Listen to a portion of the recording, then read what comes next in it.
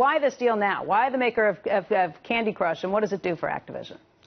Well, we couldn't be more excited because it gives us an opportunity to participate in the fastest growing game market in the world, which is the mobile game market. And while we had some investments in this area, nothing of the magnitude of King. Black Ops, Destiny, a lot of the things that you have been so well known for, I have to admit, Bobby, are not games that I would sit around playing for hours. I know it's mostly men who are doing these things, but Candy Crush, I get. How much of it is about getting women involved in these games, getting other demographics, and how much of it is just making sure that you gain the mobile? Well, mobile was important, but also attracting women to gaming is a really important part of our strategy. And with King, 60% of the audience is now female, which is a really great expansion opportunity for us. And they're in 196 countries around the world, which is something that's really exciting. In terms of what you do with this, I mean, part of the key must be constantly putting out new titles and new games. I will admit the women that I know in my family who play Candy Crush are addicts, and you've got them probably for life. But how important is it to continually put out new titles to bring in additional eyeballs?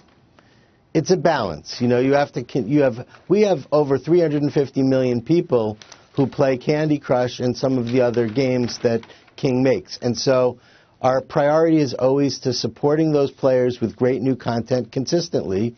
And we also have to introduce great new games and new concepts. And one of the things that was really enticing to us about King is how talented, truly incredibly talented, their design teams are. Bobby, we have been watching mergers and acquisitions and some of the deals that have taken place, and one of the things that's been so surprising is the times that you actually see the buyer's stock going up on this, and that's the case with Activision today. Your shares have been trading higher overseas on this news. You point out that you think that this is going to be accretive by how much next year?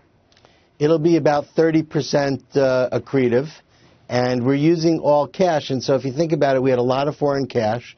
It wasn't earning very much money. This is a very productive way to use our capital.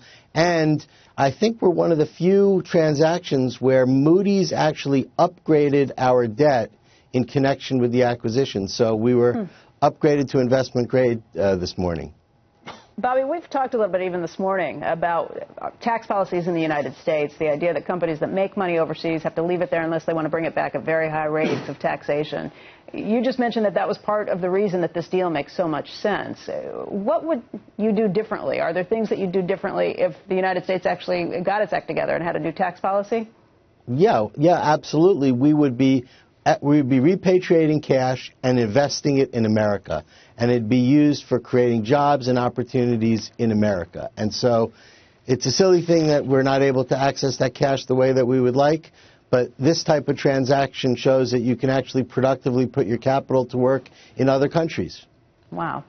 We have some gamers on staff who are very big into Destiny, and I guess the Taken King is the new Destiny Year 2 that's out there. They've been asking about some of the numbers. The most recent that I've seen is that Destiny now has something like 25 million users. Is that the latest numbers? Well, we announced our record results for the quarter also last night, and that included the success of the Taken King. So roughly 25 million people now playing that game, and we're about to release Call of Duty Black Ops 3, which is probably the best Call of Duty game we've ever made. What are your expectations in terms of a sales forecast for Black Ops 3? Well, we haven't given a forecast, but we do think that it's the best Call of Duty game that we've ever made.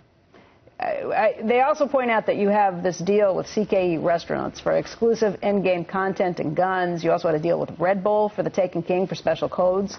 How much more is this kind of the way the business gets done, and how important is that to what you're making right now?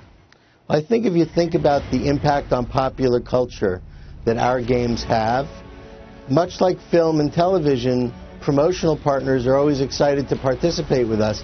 And today, with the merger, we have a network now of 500 million players. Wow. Between the King network and our network. We reach 500 million monthly active users. So other than Facebook, which is by far the biggest, and YouTube, we're the third largest network of players.